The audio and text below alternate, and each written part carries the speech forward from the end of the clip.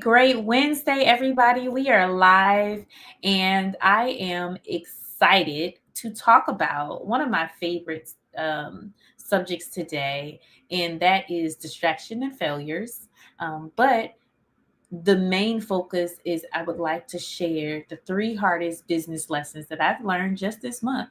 We are at the end of the month, we're at the end of the first month of the year. And before you know it, 2026 will be here in no time. So, for all of you that have been waiting and procrastinating within the first 30 days of 2025, get yourself together. Okay? Get it together because time is moving. And so, again, today I want to discuss some key points of the three hardest business lessons that I have learned this month. And I'm hoping that the information that I share with you will be helpful to you because sometimes when there are so many programs,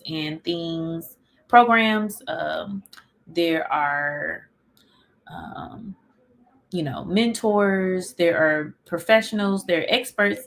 They make it seem like it's easy, or it they make it seem like that there there is a lot of um I guess like segue things that you have to do to get to their level. And I am just a regular person. I'm a regular person. I'm a mom. I'm a friend. I'm a daughter. I'm a lot of things. I wear a lot of hats, and life be life in. And I just want to be an encouragement to anyone that's out there that feels like that they need a little accountability. They need a push, and that is what I offer. So let's get to it. The theme today, we're going to talk a little bit about how distractions, fear, failure, how they play a small part in being able to have a six full fledged in being able to have a full-fledged business. And now for me personally, I ended up opening up six businesses. Yeah, I said it right. I opened up six businesses. Um, and my distractions and my failures allowed me to open up six businesses. And how that, if you've experienced the same thing, how I finally broke the cycle. And so I'm going to talk about the three things. So through my number one biggest distraction was new opportunities. And sometimes new opportunities aren't all that aligned. You set a goal to do something and you end up somewhere else. You mission drift, as they call it in the nonprofit world. You start with one mission, and then by the time you try to improve it, or someone comes up with a new idea, before you know it, you're on a totally different path. And that happens in business as well. And not every opportunity is a good opportunity, especially if it doesn't align, and because it literally can be a distraction.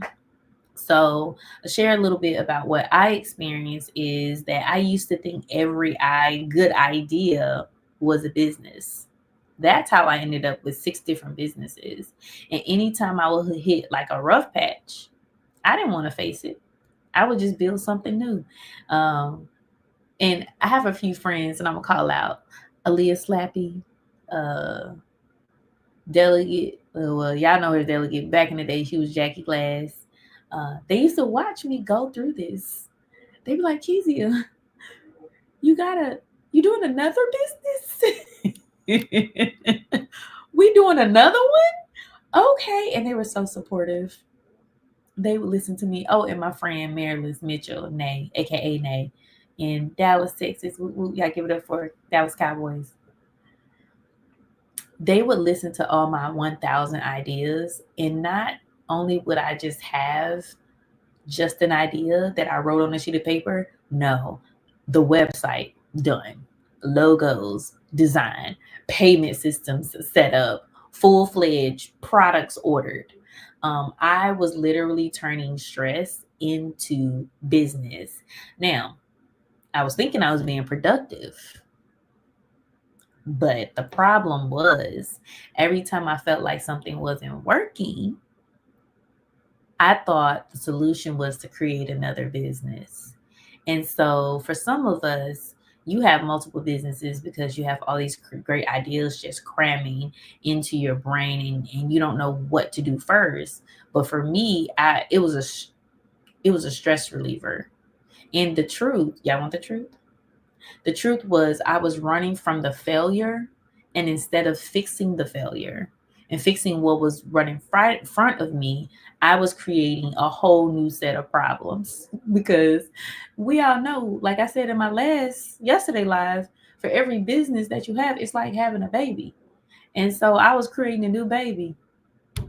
I was creating a new baby every time it didn't work. And so um, that was a problem. And so uh, I had to break out of that cycle after many, many conversations, after a few years of going in circles, as I talked about yesterday. There was a few things that helped me overcome that. So the first thing is I had to learn the first thing is that I had to learn how to sit with the discomfort.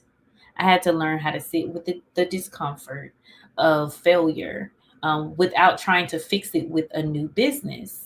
And the second thing that helped me is I had to ask myself, am I building a business out of alignment, or am I building a business out of avoidance? Sorry, y'all. Okay, I gotta turn it on. Do not disturb. Um, is this am I building this out of alignment, or am I avoiding dealing with the failure of this business? And so it was very challenging to come to terms with that. And one of the ways that I was able to come to terms with that is that I actually had to seek therapy. Let me tell you, when I looked at how many email domains I had like Motobottle, like Kezia at motobottle.com, Kezia at younginvestorsgroup.com, Kezia at, what was the other business? Actionspeaklouder.com, like Kezia at thetapapp.com, Kezia at myadulting.com, Kezia at vbfglobal.com, Kezia at Virginia Beard Festival, literally every business that I ever started. I had a .com for it. I was spending so much money. I raise drop 100 100 right in the comments if you purchased like at least 3 domains. Like that's y'all, we out here doing this, okay? And so therapy really helped me recognize that launching a new business was my coping mechanism. Now, again, this may not be the case for everybody, right? For me, how I overcame stress and or failure is that I would want to feel accomplished in something. And my way of doing that was starting and launching a whole entire business from everything, the EIN, the SEC, Jesus Christ. Like, I'm not even going to get on that. Let me know, guys. Have y'all ever dropped or launched something new just because something else wasn't working? In the comments, if you watch this on replay, let me know, have you ever launched something new just because it wasn't working? And that is a real deal. Now, number two lesson that I learned this month is undercharging and playing small was keeping me broke. I've had phone conversations with people. Again, I think I mentioned this in a live where I'm on the phone with people for 2 and 3 hours. And literally, I'm just pouring myself out. I talked about that, I think, last week. I'm literally pouring myself out. And I think I was scared to charge what I was worth.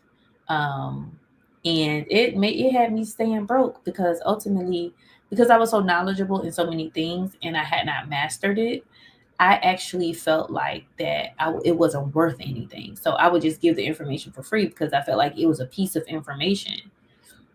And I used to feel guilty for even trying to charge, and I would underprice myself. And I would do that right into burnout. It would literally burn me out. I would have like my whole calendar stacked with meetings of people that were not paying me, and that is a problem.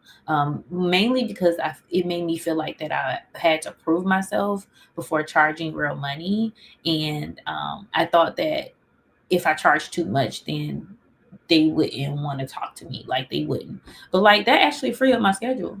Like if you don't want to pay, that's perfect, because that means you're not my customer, and I get to have that time to myself. Or charging not what I'm worth and took on like low paying clients that drain me instead of high value clients who respected me. And what I found is when people pay attention to what they pay for, they take serious what they pay for. So there were programs that I paid like uber amounts of money, and like I wanted my money back. So I worked hard at it. But when you like don't charge what you're worth, what ends up happening, you're spending all this time with this person, or you're spending all this time creating something for this person, and like they don't value it. And the other problem was I was working harder and not being able to pay my bills. So I'm sitting here working hard on your stuff, and my phone get cut off, or my internet get cut off. Now I can't even do what I need to do, but I want to be a woman of my word, and I didn't actually charge what I was actually worth. And I thought charging less would bring me more clients, and sometimes that really does bring you more clients, but it don't be worth it. And it's important to understand that it not only brings a lot of clients, but sometimes it brings the wrong clients. And so my solution to that was I charged based on the value that I brought, not on what I think people can afford. Because one thing for sure, two things for certain, people are going to pay for what they value and what they want. A lot of people say, well, they can't afford that. In our community, we can't afford that. I beg to differ, because by the time you spend $20 a day on fast food, that's $100 5 days a week. That could have been for 3 weeks, $300. So if your services are $300 and somebody's saying they can't afford it, like I'm absolutely sure you can afford it. That's if you want it. And for me, when I had to make those hard decisions to invest in myself by paying something that I didn't felt like, okay, if it's not in my bank account, I don't have it. I had to either go out and get it, or I had to say, okay, I have a choice. I can either invest in this course now, like this workshop now, and be able to scale to make more money, or I'm going to spend this money anyway, and it's probably going to go on things that I don't even remember that I bought, or it's going to go on things that it's just going to come back around, and I'm still not going to be able to get to the point where I can have extra income, because I didn't invest in myself for this possibility to make more money. And so some of the last thing is, I mean, not last thing, the second thing is price based on return on investments and not time. Their time is a valuable commodity, but also being able to use wisdom, and that's where coaching comes in. I'm biased, so I'm going to say, hey, have me as your coach so that I can help you price based on your return on your investment, and not necessarily my time. And so that was a mistake that I made, is that, okay, yeah, you can have an hour of my time, but is it a return? Is the time that I'm spending, is there a return on the investment? And so, especially if you're not charging someone, or you're not making that person invest in themselves through your services, and for the amount that is worth, you could actually lose. A return on your investment. And last but not least was, I had to raise my prices. Like $25 is cool because like maybe they can't afford it, but they can't afford it. An hour of my time is worth way more. The way that my brain, I'm a genius, self-proclaimed. I'm a genius. Anybody that know me, that has worked with me, know that I'm very good at what I do, and $25 is not suffice. $25 again can't even pay my cell phone that I'm talking to you on, right? Like you want to have an hour and 2 hour worth of my time, and it costs way than $25 just basically using the service of my phone, right? And so when you raise your prices, watch how your energy shifts. When I rose my prices, my energy shifted on like how I even value myself. What when you show people your value, and mainly on a monetary basis, like it shows that you care about yourself. And that whole time that I was not charging my value showed that I didn't care about myself, that I didn't love myself. That's one way that you do that. And so drop a money bag down in the comments if you know that you're undercharging, but you're afraid to raise your rates. Drop a money bag. I want to see who you are. I ain't gonna call you out, right? But drop a bag if you've done it in the past. Maybe you're not doing it now, but you've done it in the past.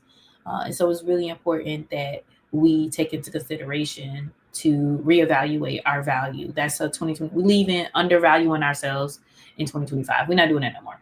We're not doing that no more. And so the last thing that I realized just this month, in the first month of 2025, is if I'm the smartest one in the room, I'm in the wrong darn room. All right. I'm in the wrong room. The lesson that I had to understand is that I had to stop surrounding myself with people that weren't growing at the level that I wanted to be on, or merely at my level. Right? It's good to be like a charity, give charity to people, or help people, but you gotta surround yourself around people who are where you want to be. And I remember one time, I gotta tell y'all this story. So back in the day, because I'm not from Virginia, I really take friendships very seriously because I don't have family here. And there was this girl, she was just like, I don't want to be around you because you're not where I want to be. Oh my gosh, my heart was so crushed. I was like, huh? And I was like, oh, you know what? When I make it big, everybody said it, when I make it big, like I'm gonna remember this. I remember this, right? And of course, for a long time I held it in my heart, but it wasn't until like I matured that I understood what she meant by that. She probably said it wrong. But I'm normally the go-to person for advice, and it was very rare that I had people around me who would challenge and grow me. And actually, I did have people around, but I didn't access them. I would only come around them for specific reasons. I wouldn't spend time with them. And that is my goal for 2025, is to spend time with mentors, spend time with people who are willing to take the time to share with me things or provide a value to those people that I want to learn from. And I was always staying in rooms where I was comfortable and keeping, my comfort was keeping me small, right? So, I'm comfortable, but I was like this, right? And I thought I was successful.